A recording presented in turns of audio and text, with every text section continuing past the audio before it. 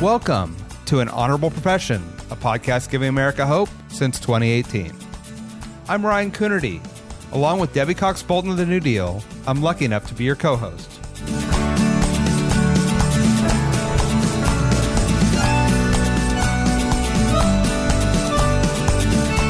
An Honorable Profession is a New Deal Leaders podcast. The New Deal is an organization that supports the next generation of American leaders. From attorneys generals to state senators to mayors to school board members, these are the people that are pushing policies and politics that will respond to climate change, rebuild our economy, address racial injustice, and restore our democracy.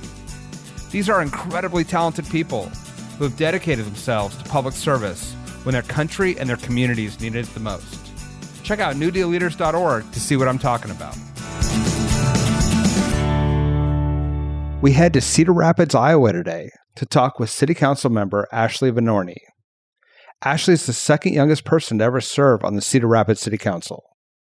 We talk about the challenges of youth, gender, and the seemingly never-ending disasters to respond to in local government.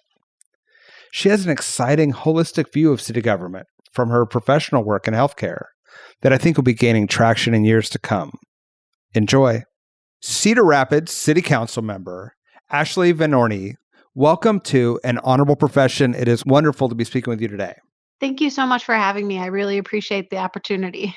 So why don't we just talk? How are things going in Cedar Rapids? What should people know about your city? Well, there's a lot of really place-making things that I would love for people to take home and remember about Cedar Rapids.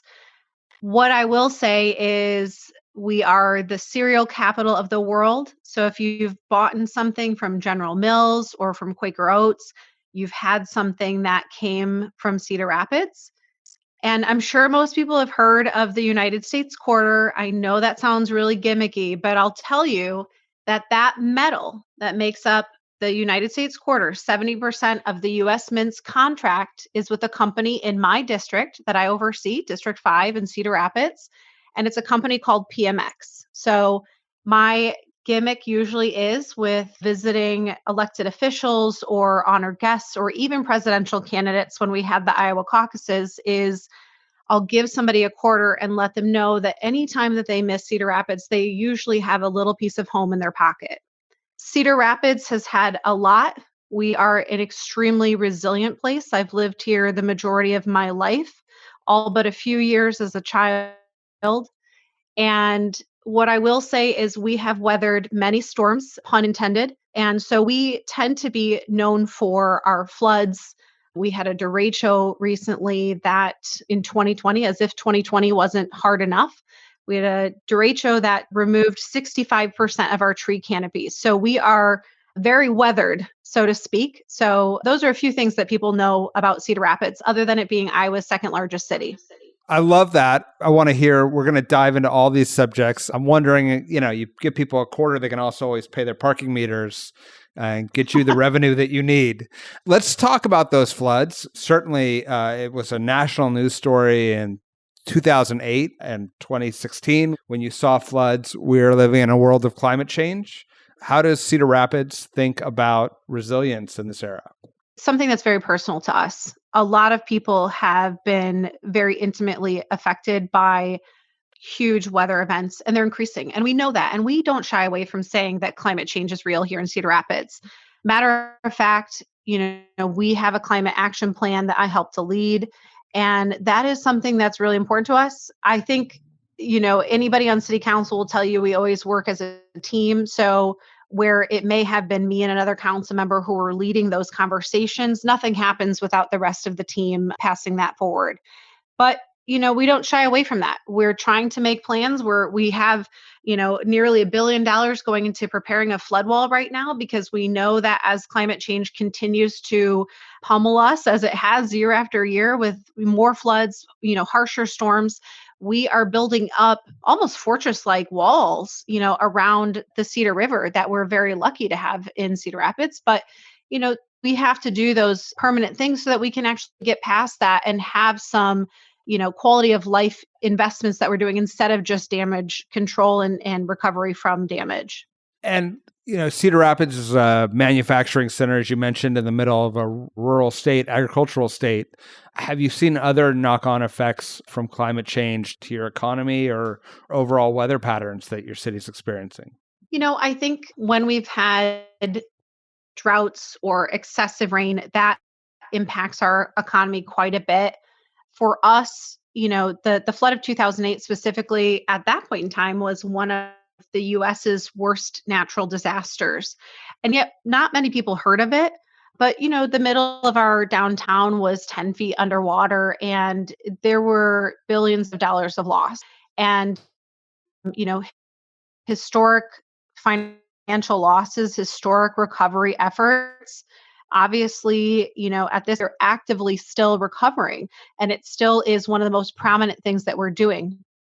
However, I will say that in our recent city council goal setting session, we are starting to change our focus. And it's not that we're giving up as far as the energy to recover from the 2008 flood, but we're starting to turn a corner where it isn't the most pressing thing that we're doing. It's still a very important project to us, but actually we are now starting to really focus on some quality of life initiatives, and particularly doubling back to investing in housing security and food security, hoping to further support our homeless population.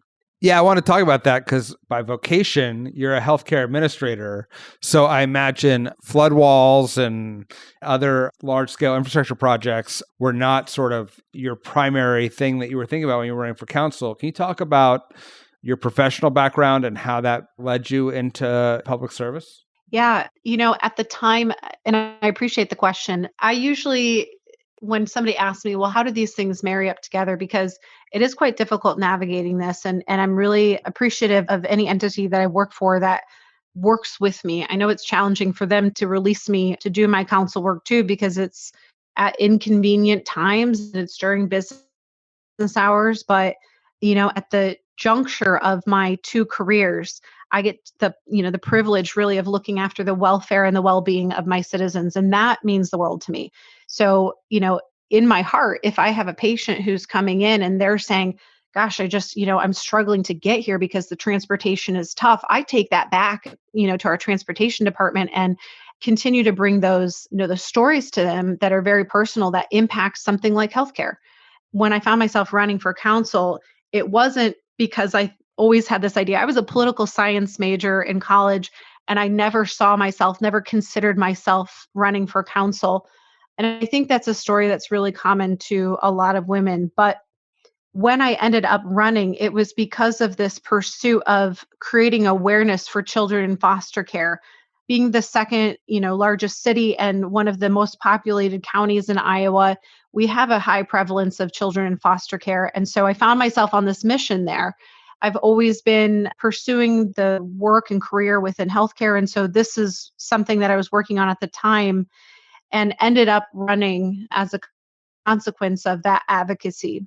Since then, healthcare always comes central because if you don't have a walkable neighborhood, if people are, if crime rates are high, then at the end of the day, all of those things intersect with somebody's well-being and wellness. And so for me, they're really nice complements of one another.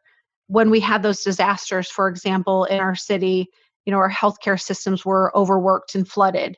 When we had COVID, I was operating on both, careers, trying to navigate how that, these impacts. And the same thing too, when we had derecho, at that time, I was a manager in the emergency room. So not only at that time was I actively managing the protocols to address COVID in our ER, but then, I was looking at the very real consequences of, the injuries that people sustain from falling trees and damages to their homes, and also, was coordinating efforts between our that were out there. So I get a really good inside look at, how people are doing and the true needs that they are, because you can't hide them in healthcare. We need people intrinsically to be very honest with us. And so it gives me very good feedback as far as, really just what's top of mind with people in Cedar Rapids.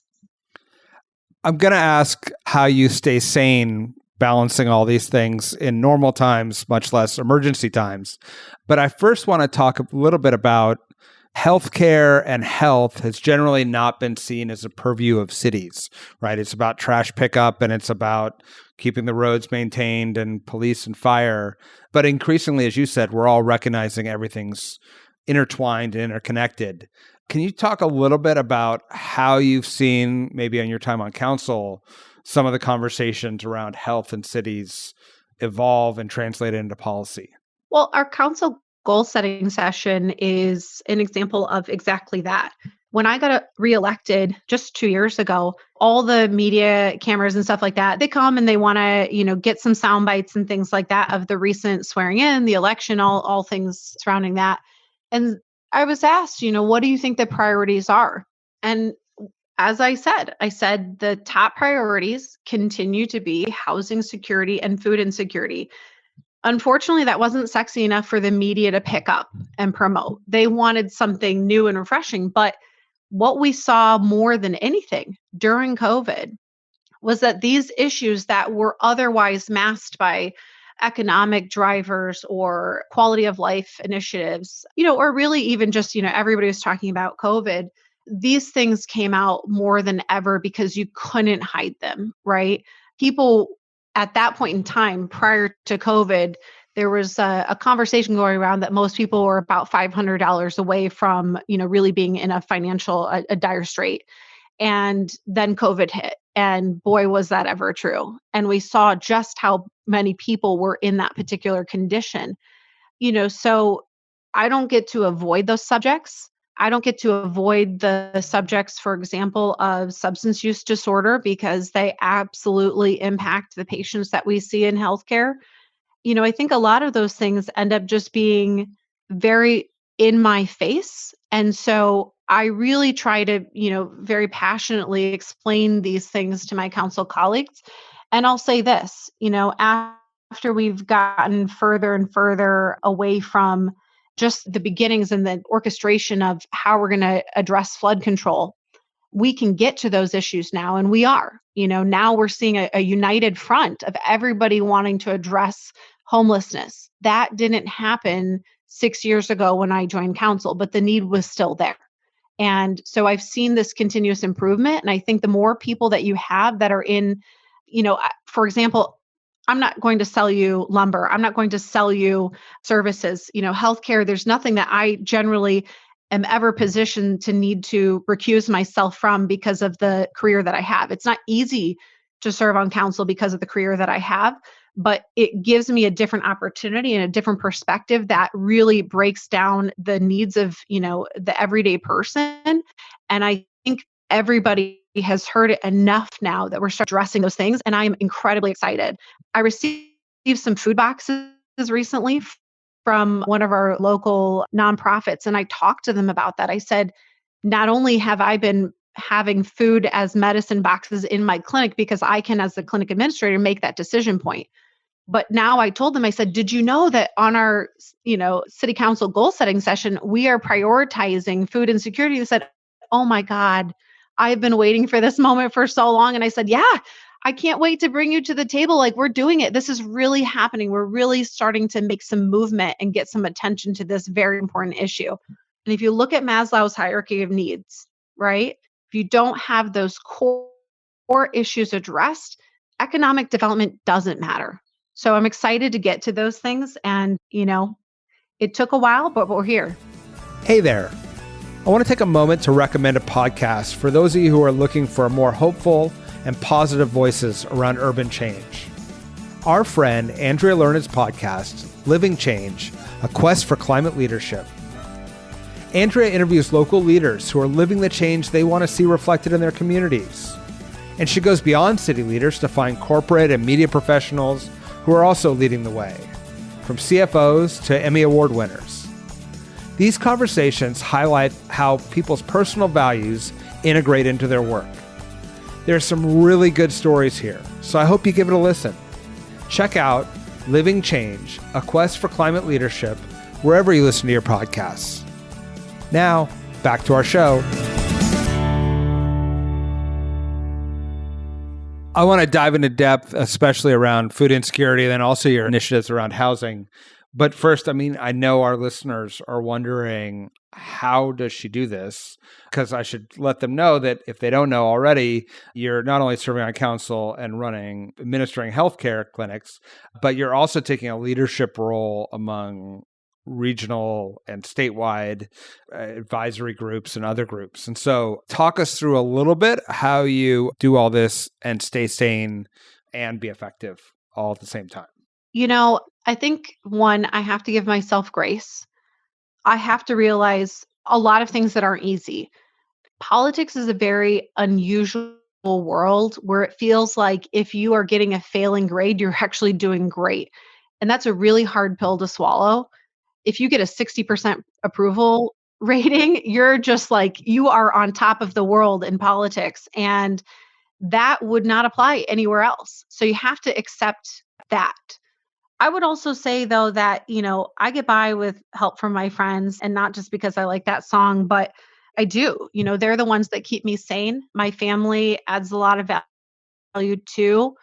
They also give me a lot of forgiveness because this work is not always easy on them. And I think the consequences and the ripple effect of impact of those that are in my orbit, and it's not always good. But I also, really love to laugh. And I think, if I can come home and watch something that is just, irreverent comedy, it brings me back down to center. It makes me humble. I need people to tell me when I'm acting like a jerk, hopefully in a loving way. But if I get really off base, I think I've got a good group of people who tell me like, I think we're missing the boat on this one. Let's come back to center. And other than that, I've got a really wildly color-coded Google Calendar and several different means of keeping track. And I just do my best. I realize that I'm also going to fail a lot of people. And that's not because I'm not trying absolutely my hardest, but you can't be everything to everyone and you can't be everywhere. So as you're even giving yourself grace to take a night off, you're missing things. There's always things to be done and places to be and people to see and hear from. So I think it's just being mindful of all of those. And the fact that, as a part-time council member, my first job is not council, and yet you're never really off the clock. So I just try to do my best and remind myself of that, and try to be really honest and upfront with people about my time and any limitations and barriers that I might have. And yeah, it seems to be working, but I hope I'm doing right by the citizens at the end of the day. Well, by all accounts, as I've researched you, you're doing very well by your citizens in some really innovative policies. Again, both within your city, but then also advocating for cities across your state. I guess just to dig in a little bit deeper, I think all elected officials feel that constant pressure because there's an unending amount of work to do and places to be and people to meet with. I think it falls, in my experience, particularly hard on women who are held to a different standard often than their male counterparts. How do you find that balance in order to make sure that you can sustain your both professional career and your public service over the longer term? I think the part that you said about women is really true. I had a conversation that, and this happens, it's nobody's fault, but I had attempted a conversation with Facebook years ago to the greater prevalence, which is great, the greater prevalence of women becoming elected to office. I don't think it's rarer for you to have any elected body that's 50% women, even though, many times we have just slightly over 50% of the population. So we're incredibly underrepresented. And yet the pressures are infinite on us. People will, I guess I just never really forget the first experience of knocking on doors when I was running for office. And the first thing that people wanted, and then after they qualified me based on that, they wanted to know what I was doing, with my genitalia. Who was I married to? Who did I, what was my preference? Was I going to have children? And I just felt like, as a hiring manager, I would never ask anybody about their family or anything like that. That's fine if they tell me, but it's, you're specifically coached to not ask about these protected classes of issues. And yet when you're a woman, that's what people want to know. There's a lot of great minds out there, but because they didn't fit a stereotypical good looking image of a woman, there's a lot of really wonderful female minds that have been disregarded along the way. And it's unfortunate, but those expectations are very real.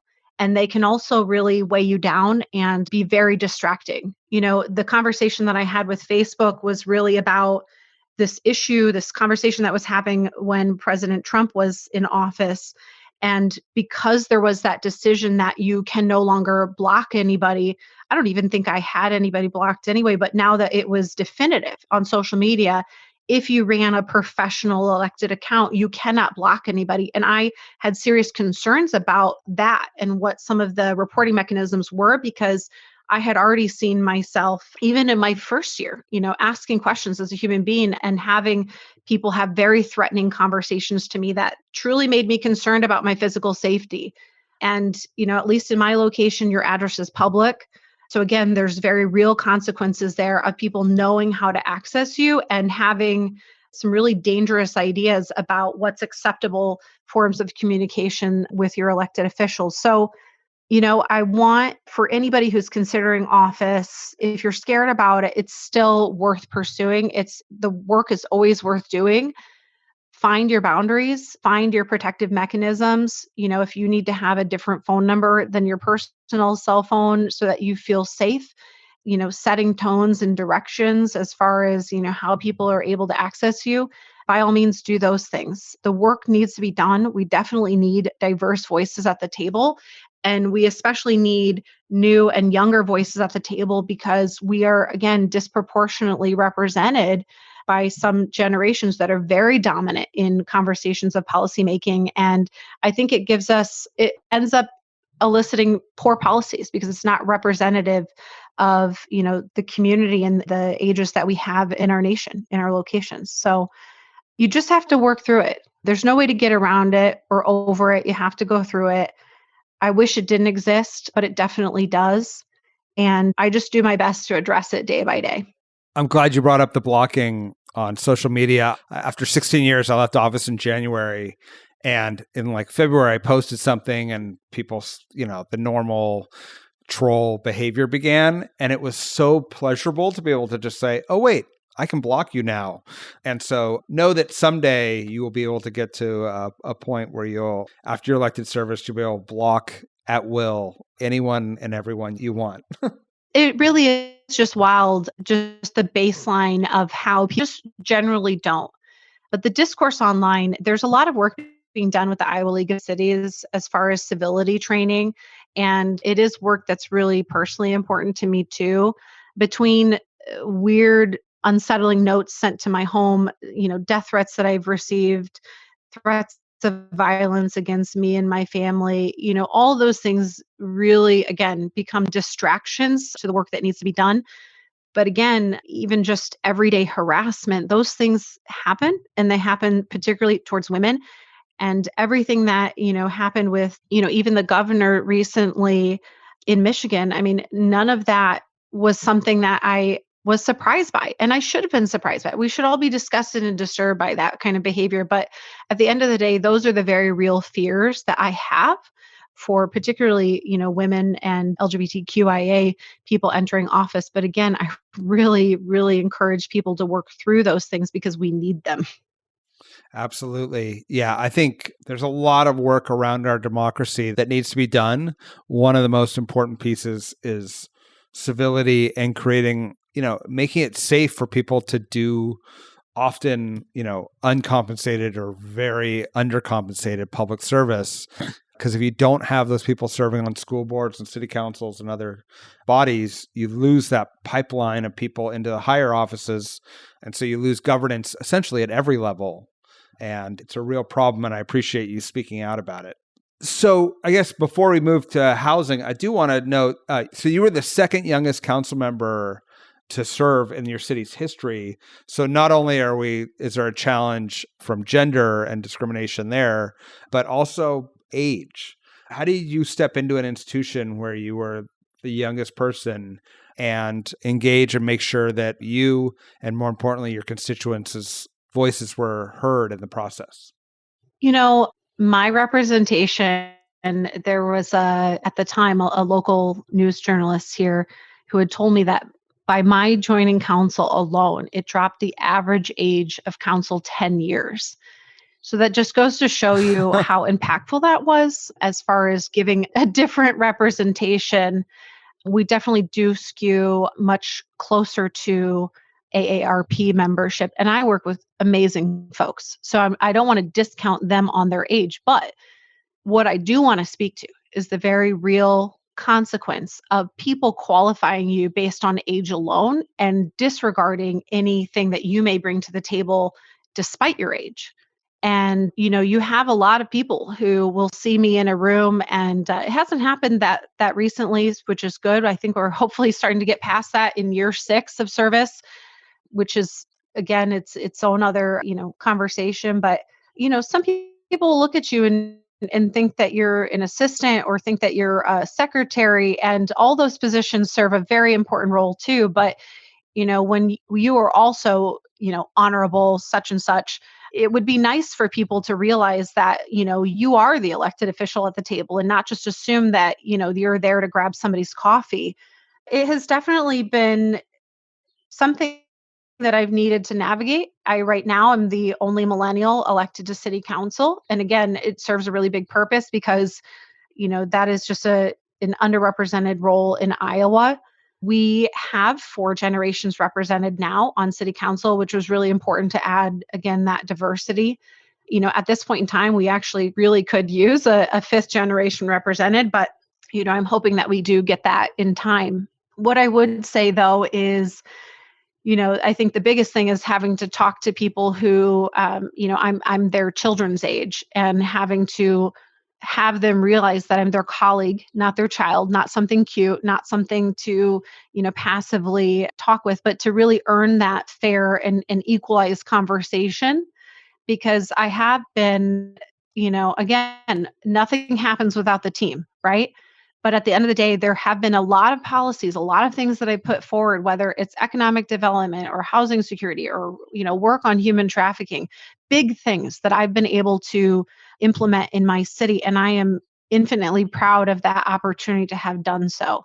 So I think if you're coming in and you're, one of the few of your generation, or if you're one of the youngest of, you're kind of setting that historical tone. I think you just have to go in and come in with a mindset of being somewhat fearless and bold, and just realizing that whether somebody put a seat at the table for you, you deserve to kick down that door and bring your own damn seat to the table. I like it. That's as succinct and as good advice as we've heard for young elected officials out there. Let's now shift to housing. You've been an advocate of housing as a central policy, of affordable housing, of using pandemic funds for affordable housing. Talk about the efforts that you've made and then, frankly, what you hope to do going forward in the area of housing. Yeah, I mean, there's a lot of different things that we've been addressing. Right now, we're in a housing boom. And some of that, to be honest, is just replacing all that was damaged during derecho. But when you get to the point where you're really building up that momentum and really explaining about, looking at our housing inventory assessments that we do and really just advocating for people to change their perspective, it could be something as small as addressing NIMBYism one day, right? And I have absolutely been bold in my comments on council where some people have put together very elaborate, very passionate displays of, saying, well, we want to keep everything single family housing, in our area, and saying, we don't want those people here. And I call people in as much as I can instead of calling them out and explain, but who are these people? These people are human beings that could work at your business that you own. They could be your best friend and you don't even know. They could be, your grandmother who needs an apartment. They could be that student studying that hopes, that comes back here and creates a new business that you like going to. They're just people with different needs. And I think those barriers sometimes become very divisive. And so really having to guide people through what that looks like and what we really need in Cedar Rapids.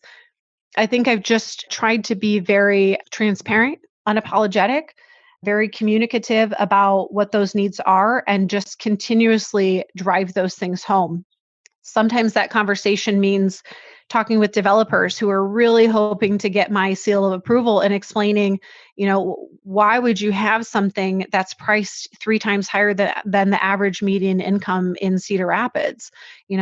Our needs are really, 30% AMI. We're really struggling to do that. Can you do some mixed use? Because if you can actually have a variety of different income levels in an apartment complex or in a, multi-residential unit, then you can really start to build an accurate representation of what the community is and serve that need. And we could probably incentivize it more.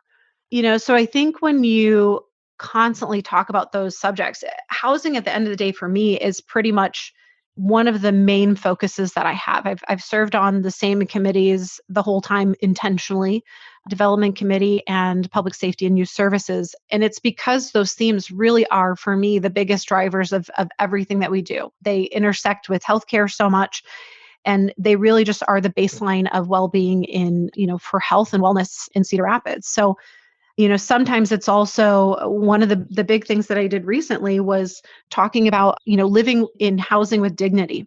And what that meant is we were getting up to, have quite a few rental properties in Cedar Rapids, but we didn't have enough staff, and didn't have a robust enough policy where, we were inspecting them. And it's not because, we've got amazing staff. You'll never hear me complain about our staff because we are just, we've got some of the best in the industry at these roles that they have. But we needed to get them more of them so that we could inspect these homes more frequently.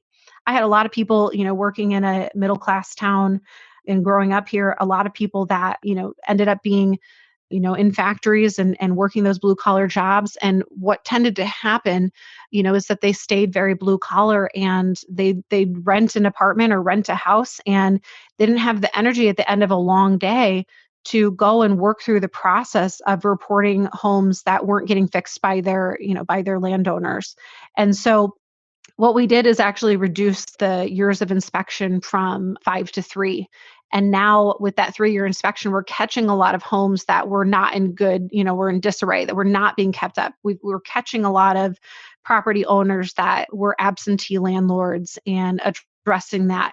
And so I'm really proud of that work because I want anybody that I know, anybody that's coming here, anybody that lives in Cedar Rapids to be able to live with dignity and live in a home that they can feel safe and secure in, that has an actively and engaged, property manager that, fixes things when they break. I will also say too, that another angle of that, of addressing housing that I'm very proud of, is addressing the people who are often not spoken of. They might be whispered about, but not spoken of. And that's felons.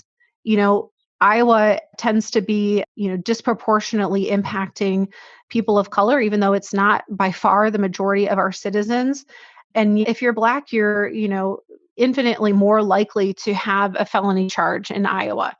And so when you realize what's happening and you realize that there are policies that are effectively creating what I don't have a better visualization than by calling it these like garbage islands of people, right? Where we just disregard them figuratively in our minds and say, oh yeah, but they did something and they're just over there. Well, they're not. They come back into our communities. They're part of people's families. They're people that we have set parameters around and said, this is what your years of, of time in jail are going to be. And then after you've served them or you've been released or you've made amends with that, you need to come back and we need you to get to work. But we end up not allowing people to reintegrate back into our society. So what we create is these figurative, islands of people, and we toss them aside. And then what ends up happening is recidivism happens because we've created bad policies that almost effectively ensure that people will only have the path of, crime to get by in life. And it doesn't make for a good society. So one of the things that I did was really looking at some optional HUD policies that were creating barriers to people in housing. At that time, we had an optional additional policy with some housing vouchers that limited people with felonies from getting housing or using housing vouchers for 5 years after they had served their time.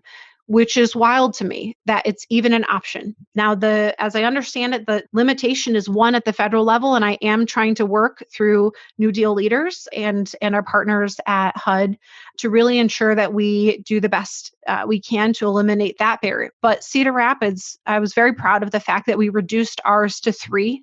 We're working on getting the data to make sure that everything has gone off without a hitch. And I hope in time, in my service, that we will eliminate as much as we can from Cedar Rapids, as possible, so that we can get people to be back in our societies and be successful and productive members of society. But we just have to remember that all the different pain points that we put on people that make their lives harder, especially if they've done something, that they're paying time for. And those are very real things that people are paying time for. But once they've done those, we don't need to add any additional barriers on top of that. We just need to continue to look at our housing policies and make sure that we're always, putting a roof over people's heads as often as we can.